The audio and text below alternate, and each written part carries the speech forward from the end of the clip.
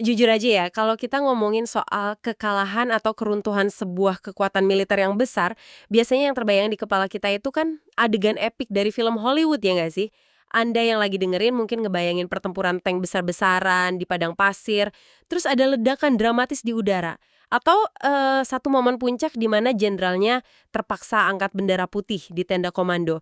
Kita itu kayak secara alami dikondisikan buat mengharapkan tontonan yang sinematik. Iya, bener banget. Narasi pahlawan sama pertempuran puncak penentu nasib itu emang sangat mudah dicerna ya.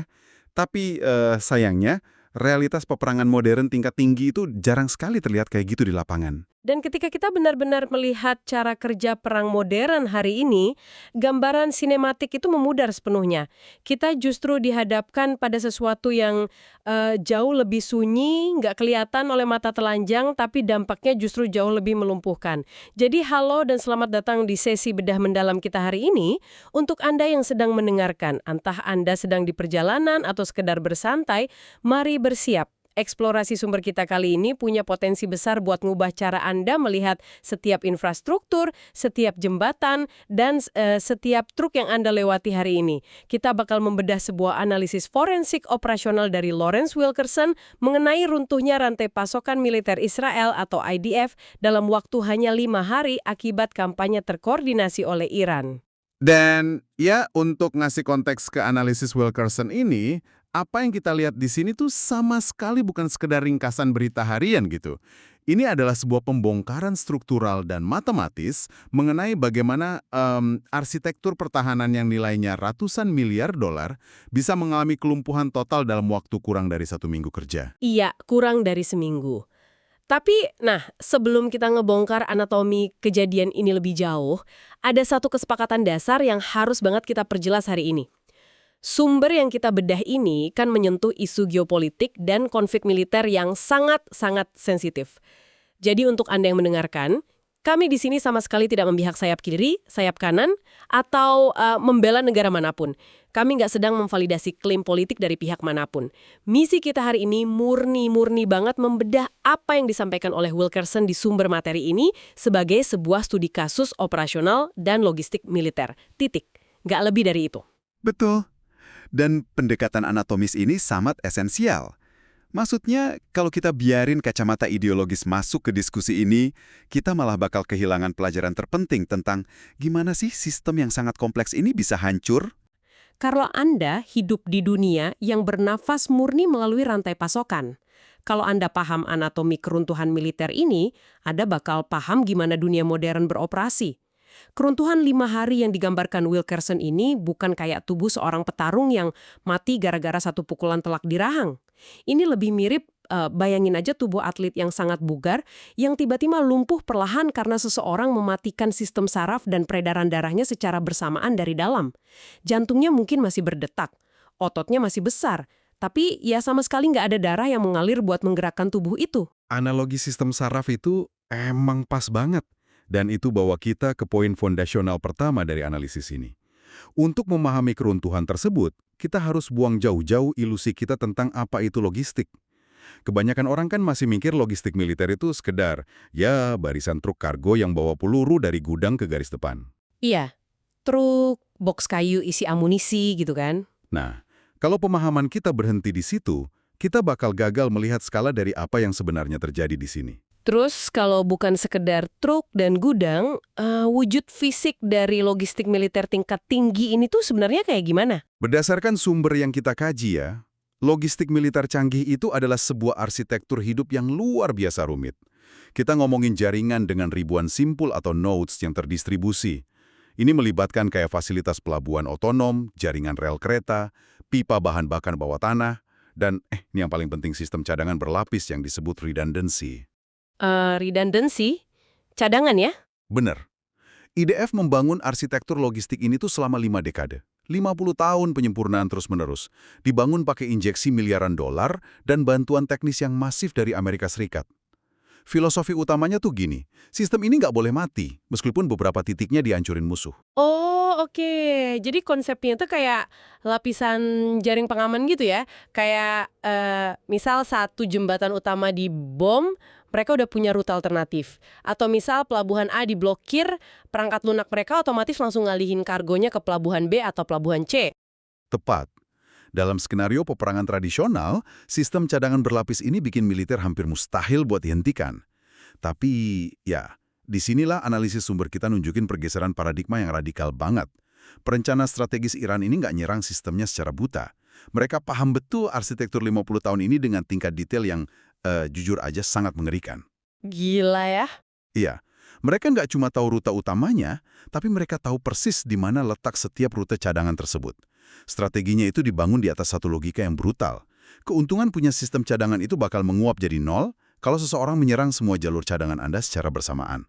Wah, coba kita pakai analogi keseharian buat Anda yang mendengarkan nih biar kebayang. Bayangin wifi di rumah Anda tiba-tiba mati. Naluri pertama Anda pasti langsung ngambil HP, terus nyalain tethering jaringan seluler kan? Anda ngerasa aman karena punya cadangan.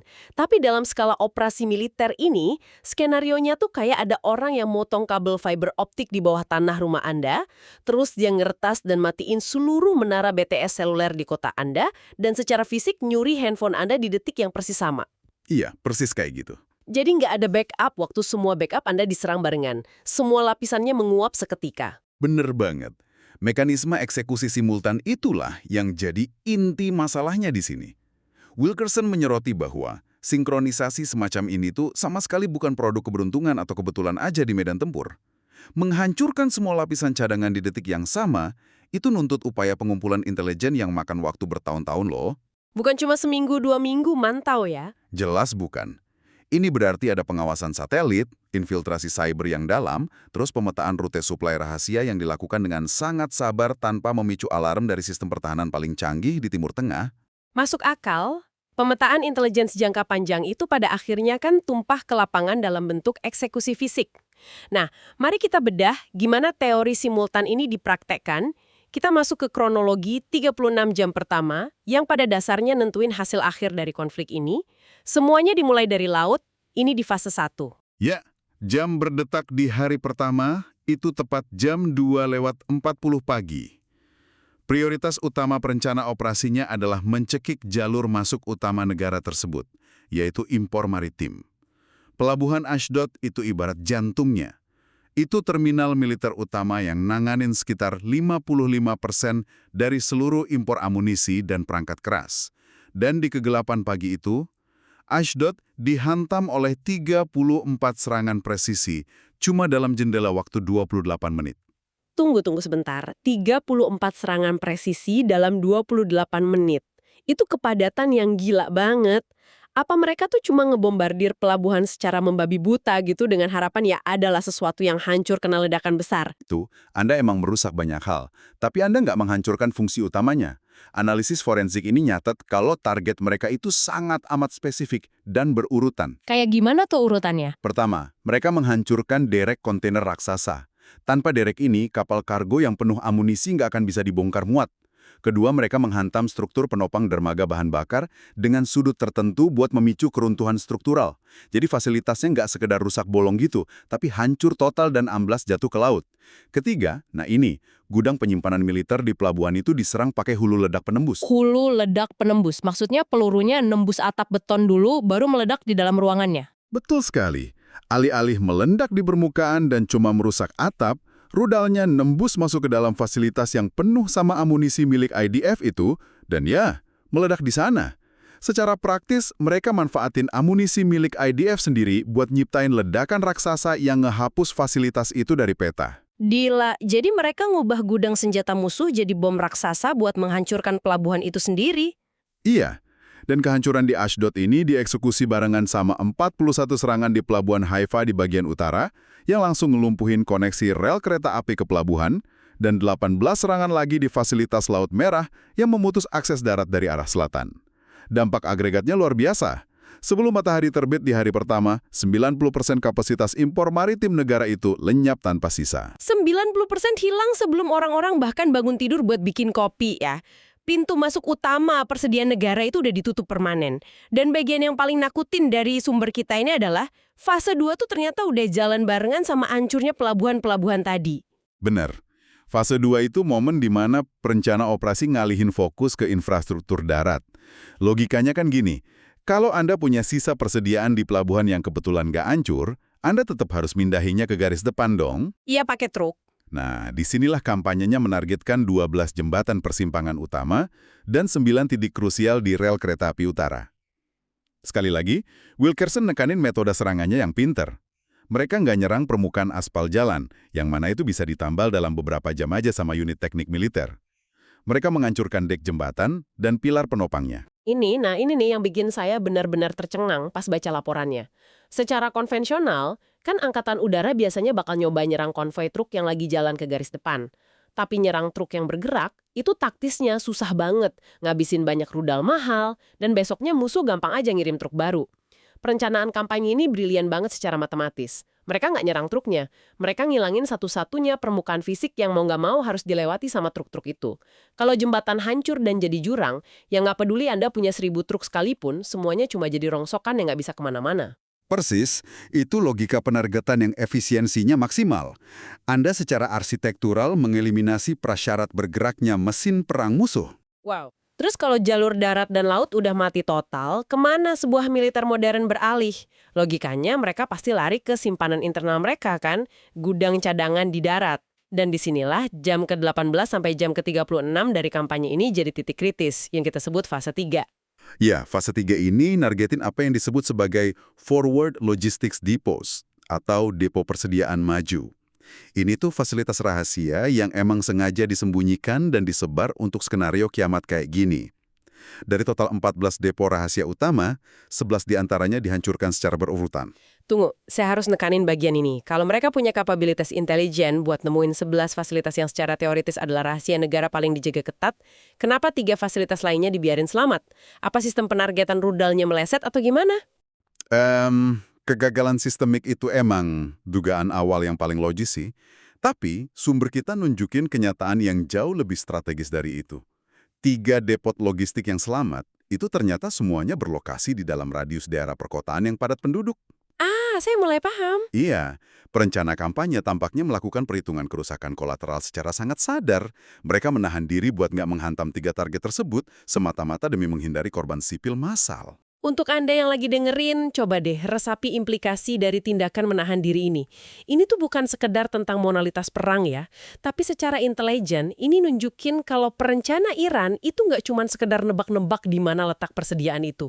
Mereka punya peta struktural yang begitu presisinya sampai mereka bisa milih mana yang dihancurkan dan mana yang dibiarin utuh, murni berdasarkan data demografi penduduk di sekitarnya. Gila.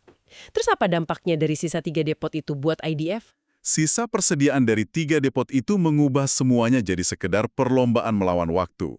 Kapasitas cadangan yang tersisa diperkirakan cuma cukup buat nahan ritme pertempuran selama 3-7 hari aja. Oke, ini dia momen krusialnya. Kita udah sampai di titik di mana militer yang dikepung ini udah kehabisan waktu.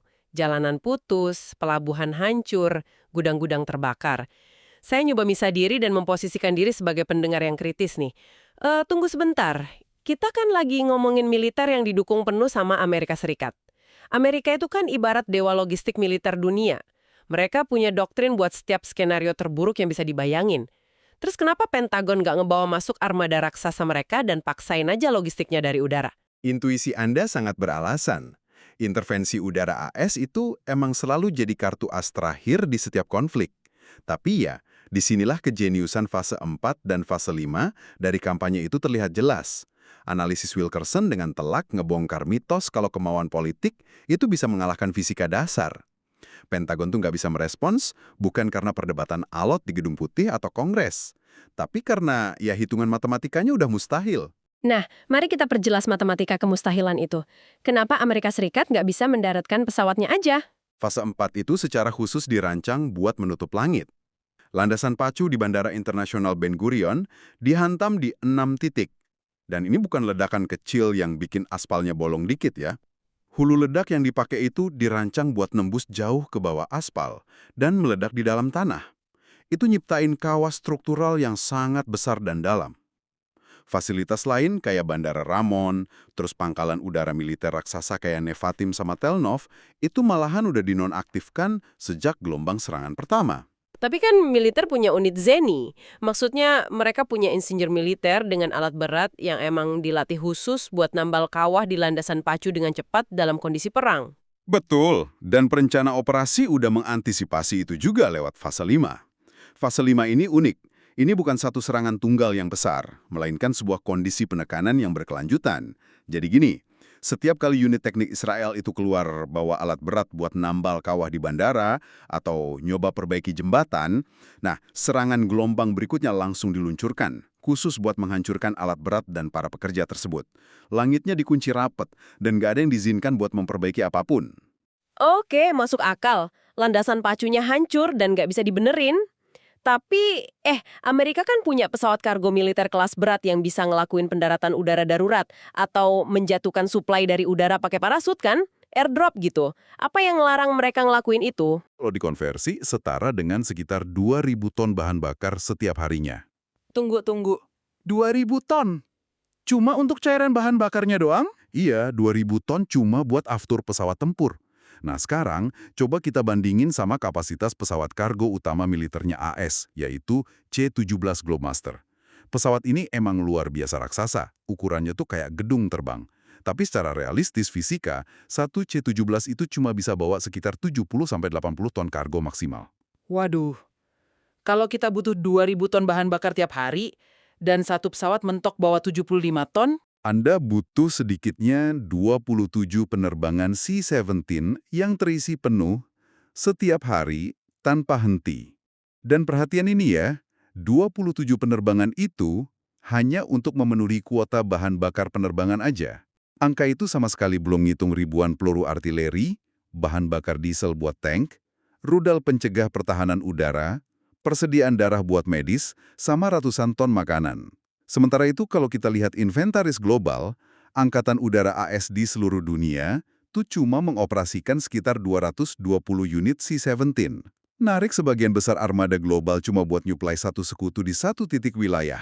Itu sama aja bunuh diri logistik buat operasi AS di seluruh dunia. Dan pesawat raksasa ini kan nggak terbang di ruang hampa yang aman. C-17 itu ibarat lambung paus yang terbang. Lambat, ukurannya besar, dan pasti nyala terang banget di layar radar musuh. Kalau mereka maksa terbang ke zona pertempuran aktif, mereka bakal dengan gampang banget ditembak jatuh sama sistem pertahanan udara musuh kan? Tepat banget. Karena tingkat kerentanannya yang tinggi itu, C-17 di zona konflik mutlak butuh pesawat tempur pelindung atau fighter escorts. Tapi, ini masalahnya. Supaya jet tempur pelindung ini bisa terbang mengawal, mereka butuh landasan pacu lokal di bawah sana yang berfungsi dengan baik buat lepas landas dan ngisi bahan bakar. Astaga, yang mana ngebawa kita balik lagi ke fase 4. Landasan pacunya udah penuh kawah raksasa dan nggak bisa diperbaiki gara-gara ditahan sama fase 5.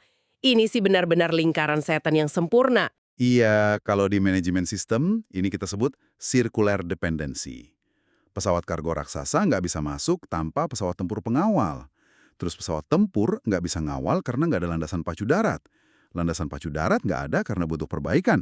Dan perbaikan nggak bisa dilakuin karena unit Zeni terus-terusan dihancurin musuh.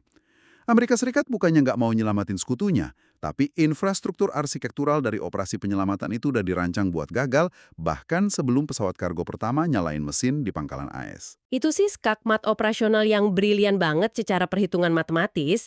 Tapi gini, sejauh ini kan kita banyak banget ngomongin ini di tingkat makro. Kita dari tadi bahas pesawat, seukuran gedung, matematika tonase kargo, lubang kawah di aspal, sampai kebingungan para jenderal di koridor Pentagon. Buat Anda yang lagi dengerin nih, kita perlu ngebawa semua angka abstrak ini turun ke tanah. Apa sih arti hilangnya pasokan ini buat manusia secara nyata? Ada 120.000 tentara yang dikerahkan di medan tempur aktif.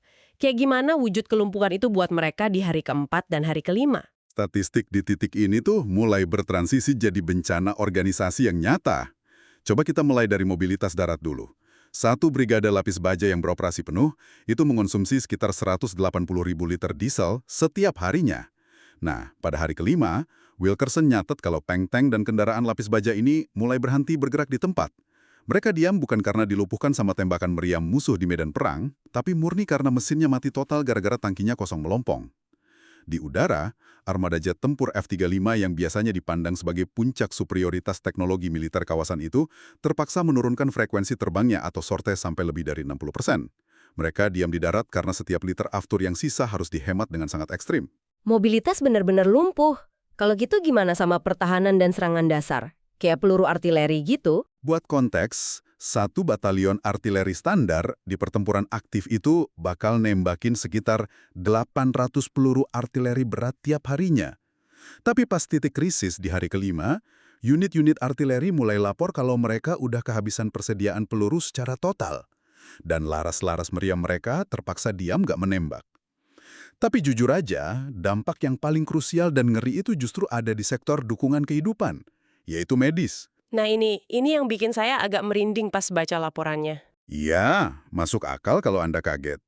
Memasuki hari ketiga, rumah sakit lapangan militer ngalamin kelangkaan pasokan darah segar dan perlengkapan bedah traumatis secara drastis. Saat ini terjadi, ada rantai reaksi psikologis yang mengerikan.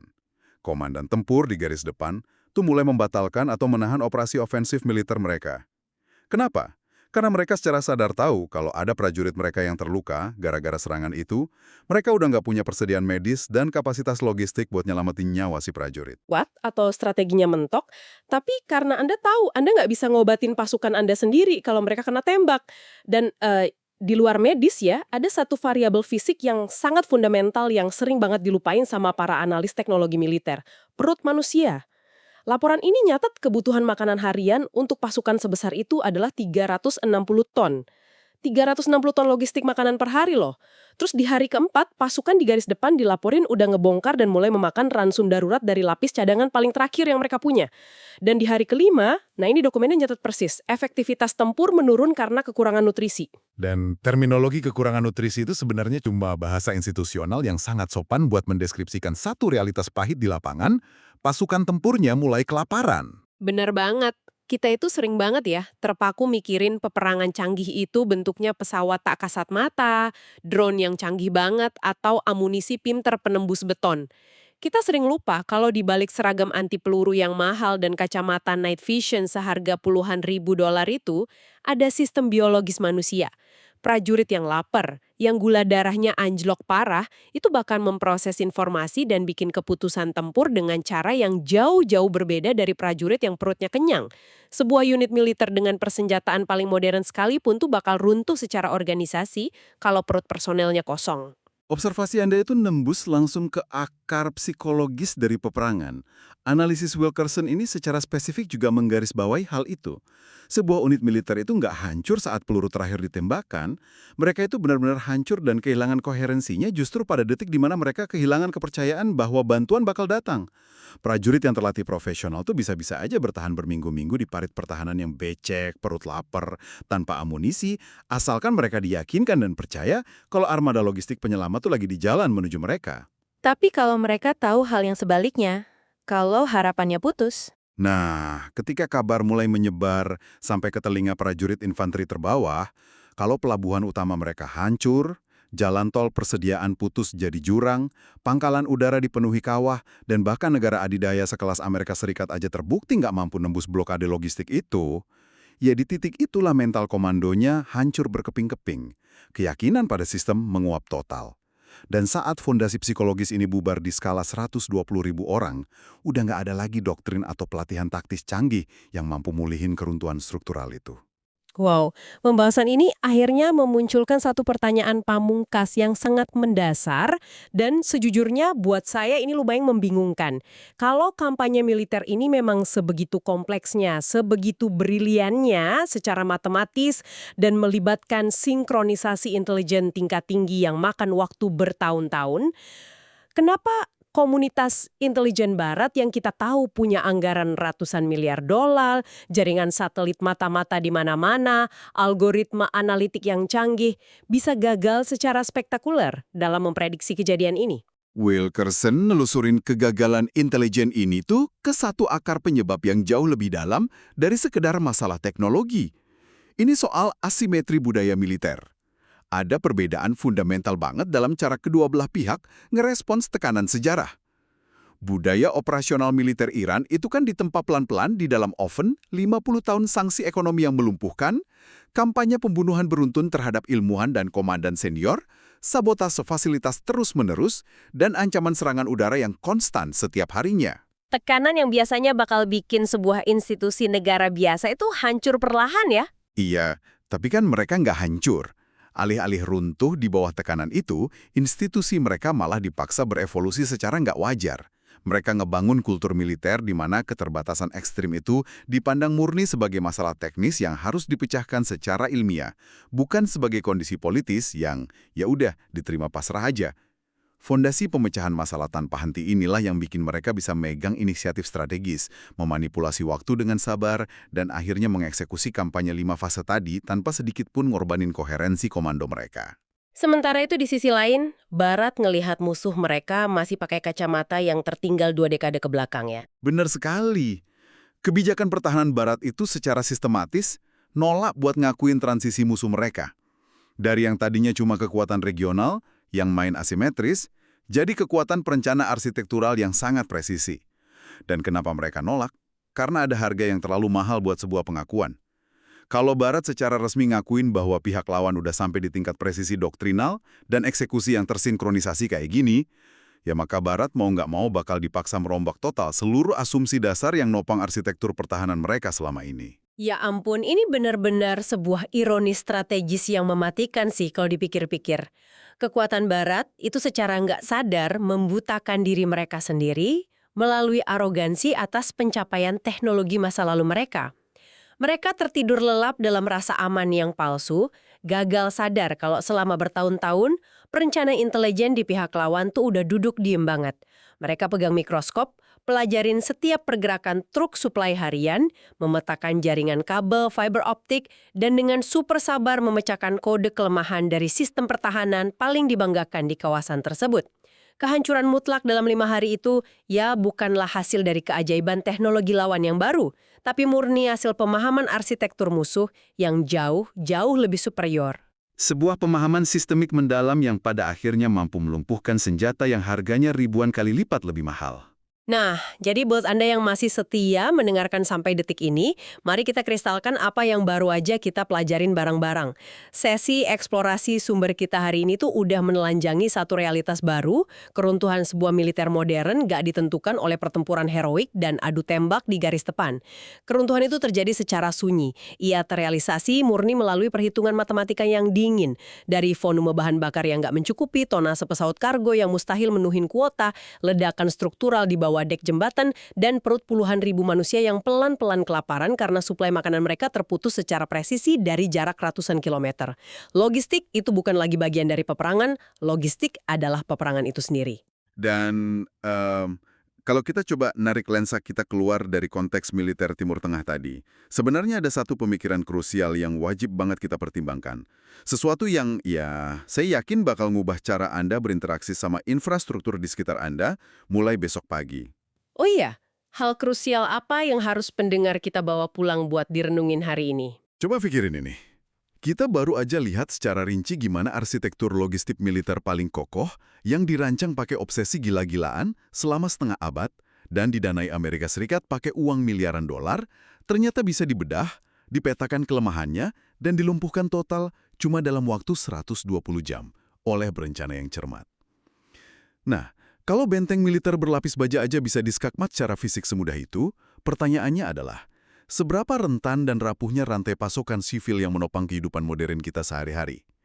Jaringan listrik pertegangan tinggi yang menerangi oma Anda malam ini, sistem distribusi truk jarak jauh yang mastiin rak supermarket Anda selalu penuh pas Anda belanja pagi-pagi, atau pusat server berpendingin ruangan yang ngejaga internet Anda tetap hidup buat dengerin sesi ini?